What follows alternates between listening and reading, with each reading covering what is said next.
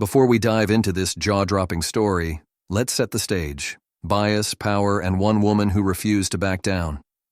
You won't believe how this one plays out. But first, let's hear from you. If you support justice, drop a 1 in the comments and hit that subscribe button. If you think this kind of discrimination needs to end, smash that like button so more people see this story. And trust me, you'll want to watch this all the way to the end. Because what happens in that courthouse? No one saw it coming. Monica Reynolds tightened her grip on her briefcase as she climbed the steps of the Brooklyn Federal Courthouse, ready to start her day. The morning air buzzed with activity. Lawyers in crisp suits rushed inside, clerks shuffled stacks of legal documents, and citizens anxiously checked their watches. She reached for the door, expecting nothing more than a quick entry. But then, "Hold it right there." The voice was sharp, cutting through the air like a blade. A uniformed officer stepped in front of her, blocking the entrance with his broad frame. His badge read M. Reynolds, no relation, but the irony wasn't lost on her. Monica blinked, momentarily stunned. "Excuse me?" she said, trying to keep her voice steady. Officer Reynolds folded his arms, eyeing her like she was an intruder. His gaze flicked from her tailored navy blazer to her tight bun, then settled on her brown skin like it confirmed everything he needed to know. "Only people with official business can enter. You need to wait outside." Monica's jaw clenched. Wait outside? She had just watched at least 5 people, white men, all in suits, stroll in without a second glance. Her voice dropped, controlled but laced with fury. "And what exactly makes you think I don't have business inside?" Reynolds smirked, his posture smug. "I've been doing this job for years. I know who belongs and who doesn't." Something sharp and hot flared in Monica's chest. This wasn't just a mistake. This was a calculated dismissal. And he had no idea who he was dealing with. Monica Reynolds took a slow breath, forcing herself to stay composed. This wasn't just an inconvenience. It was an insult, a blatant dismissal. Her eyes flicked to the courthouse doors. 5. She had counted 5 people, all white, all men in suits, walking in freely. Yet here she was, being treated like she didn't belong. She met Officer Reynolds' smug gaze head on. "And what exactly makes you think I don't have business inside?" The officer smirked. "I've been doing this job for years. I know who belongs and who doesn't." Monica's stomach twisted. There it was, the unspoken truth laid bare. Before she could respond, another voice cut through the tension. "Problem here?" A second officer, older, black, with graying temples, approached. His badge read J. Wilkins. Reynolds barely glanced at him. "Just handling things. She refuses to wait outside like everybody else." Wilkins' sharp eyes moved between Monica and Reynolds. "Ma'am, your name?" "Monica Reynolds." Wilkins squinted slightly. "And your business here?" Monica exhaled, then reached into her bag, pulling out a leather folder. She flipped it open, revealing a crisp white document with a golden seal. Wilkins leaned in, his brows lifting in recognition. Then his entire posture changed. "United States District Court Appointment Confirmation.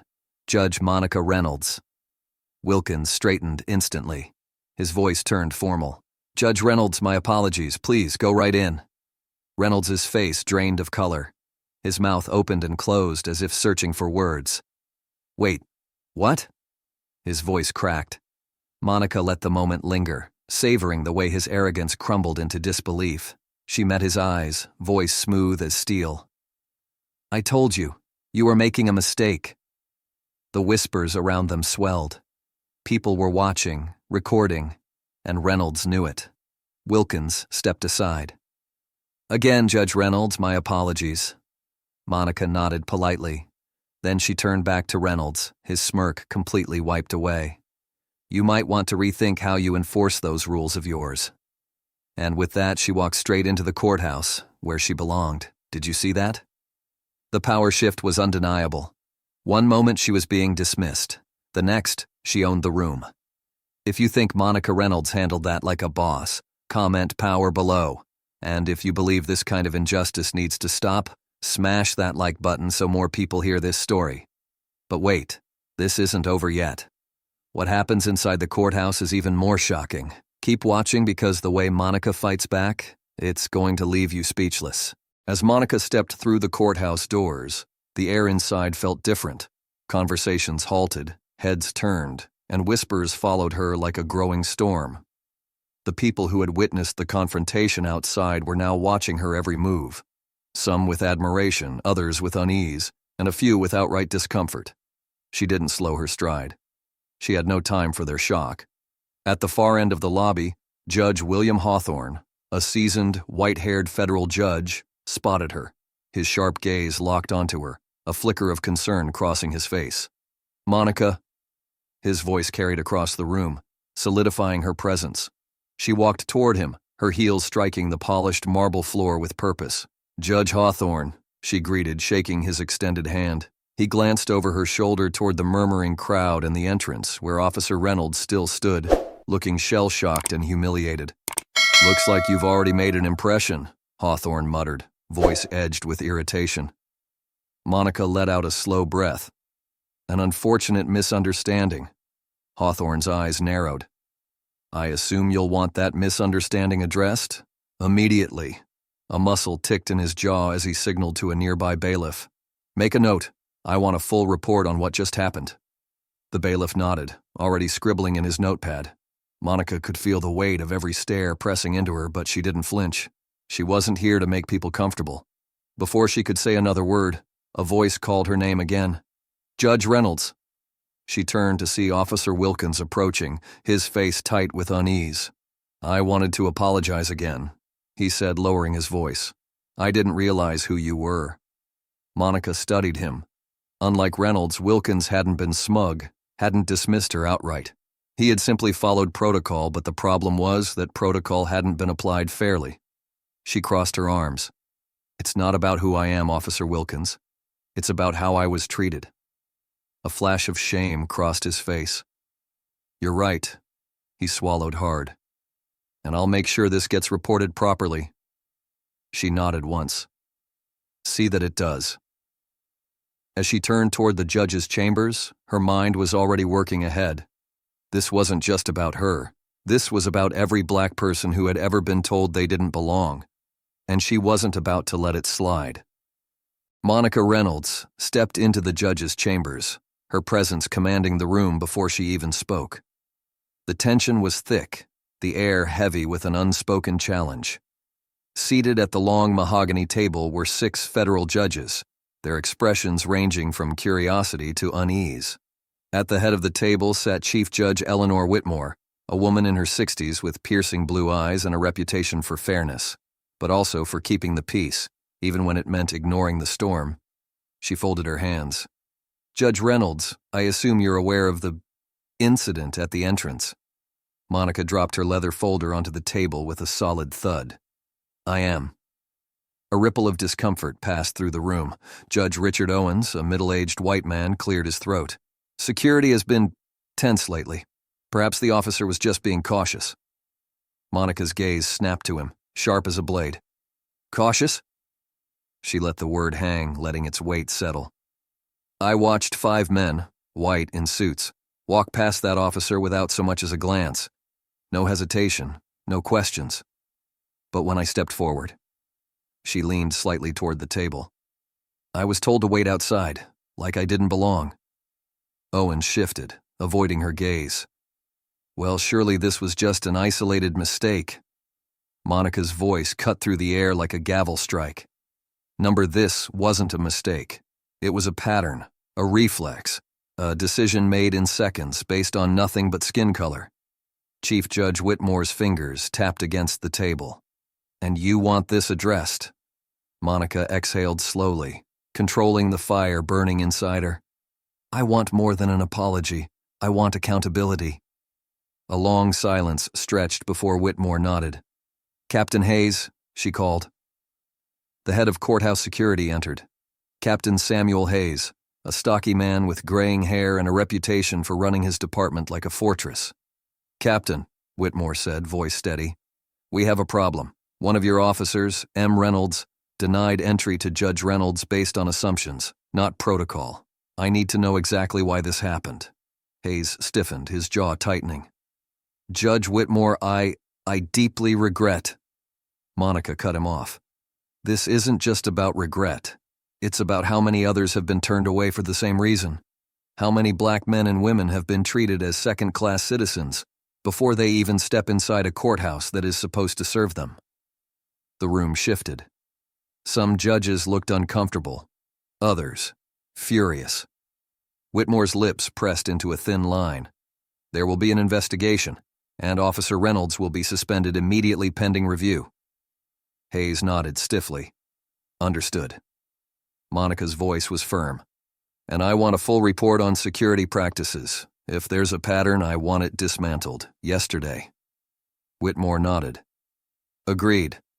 Monica sat back, knowing this was only the beginning. Captain Samuel Hayes stood rigid, his jaw clenched so tight it looked like he was trying to crush his own words before they could escape. The tension in the judge's chambers was thick, palpable. Monica Reynolds wasn't letting this moment slip away. She leaned forward, her fingers pressing against the polished table, her voice calm but edged with pure steel. Suspending one officer doesn't fix the problem. Judge Owens cleared his throat, shifting uncomfortably. Well, let's not rush to label this as a systemic issue. Monica's eyes snapped to him, fire burning behind them. Not systemic? Her voice was low, controlled, dangerous. Tell me, Judge Owens, when was the last time you were stopped at the courthouse doors and told to wait outside? Owens's face darkened, his lips pressing into a thin line. He had nothing. Monica didn't wait for an answer. She turned to Chief Judge Whitmore. This isn't about one officer. It's about how comfortable he felt making that call. It's about how many others have been stopped, questioned, turned away, without the ability to flash a federal appointment and force their way in. Whitmore exhaled through her nose, her fingers tapping against the armrest of her chair. What exactly do you propose? Monica didn't hesitate. A full overhaul of courthouse security policies, immediate racial bias training for every single officer, an independent review of past discrimination complaints, and a direct line for any citizen who believes they've been unfairly treated at these doors. Hayes shifted. Monica cut him off. That's non-negotiable. The room fell silent. Then Whitmore nodded once, sharp and decisive. Done. Hayes looked like he had swallowed glass, but he muttered, Understood. Monica sat back, heart pounding, knowing she had just forced open a door that had been locked for far too long. This was no longer just about her, it was about every person who had been told they didn't belong. And starting today, that was going to change. The next morning, the Brooklyn Federal Courthouse was packed. Judges, clerks, attorneys, security officers, every courthouse employee had been ordered to attend. Monica Reynolds sat at the front beside Chief Judge Eleanor Whitmore, watching as the murmuring crowd settled, the weight of what was about to happen pressed against the walls, thick and suffocating. Whitmore stood, her voice sharp as a gavel strike. Yesterday, something happened in this courthouse that should never happen anywhere, especially not in a place meant to uphold justice. The room shifted. People exchanged glances, some uncomfortable, some already knowing exactly what she was about to say. A judge, Judge Reynolds, was stopped at the doors and told she did not belong. A ripple of gasps swept through the room. Even those who had heard the whispers now felt the full weight of the truth. Monica stood, letting the silence stretch. Then, her voice cut through the air, steady and undeniable. If it can happen to me, a federal judge, imagine what happens to the people who walk through those doors every day, seeking justice but being met with bias instead. The room went still. Justice does not start in this courtroom, Monica continued. It starts at that front door. And I refuse to let this courthouse be a place where people are judged before they even step inside. She took a slow breath, letting her words sink in. So here's what's going to change. Her gaze swept across the room, locking onto every security officer, every clerk, every judge who had the power to fix this, or let it fester. Mandatory racial bias training begins next week. Security protocols will be restructured. An independent review of discrimination complaints is underway. And from now on, if anyone is treated unfairly at the entrance, they will have a direct line to report it. The room remained silent. Then, a single clap, then another, and another. Soon the entire room was applauding. Some stood, others looked down, ashamed. But no one could deny the truth. Monica didn't smile. This wasn't a celebration. This was just the beginning. That afternoon, she stood near the courthouse entrance, watching. A young black woman hesitated at the security checkpoint, her shoulders tense. Then, they let her through without issue. Her eyes met Monica's, and for a brief moment there was understanding. Monica nodded, one step at a time. She turned, walking back inside. This was her courthouse now, and no one would be left waiting outside again. In 2025, the fight for justice isn't just about what happens inside a courtroom. It's about ensuring equal access to justice from the moment someone steps through the door. Monica Reynolds' story is a stark reminder that bias isn't always loud. Sometimes it's in the quiet decisions made in seconds. We've seen progress in policy and training, but real change doesn't happen overnight. Every courthouse, every institution must confront its own blind spots. The measures put in place, bias training, stricter protocols, and accountability reviews, are a step forward, but only if they are enforced and expanded. Monica's stand wasn't just for herself. It was for every black man and woman who has been made to feel like they didn't belong. It was for every person who has been dismissed, questioned, or made to wait while others walked freely ahead. As we move forward, the question remains, will this be a moment of change or just another forgotten controversy? Monica Reynolds didn't just walk into that courthouse. She forced it to open its doors wider for everyone. But her fight isn't over. If you believe in what she stands for, show your support. Leave a comment below. Have you or someone you know faced a situation like this? What would you like to see change? And more importantly, what should Monica do next? Should she push for federal reforms? Should she take this fight beyond her own courthouse? Justice doesn't start in a courtroom, it starts with us.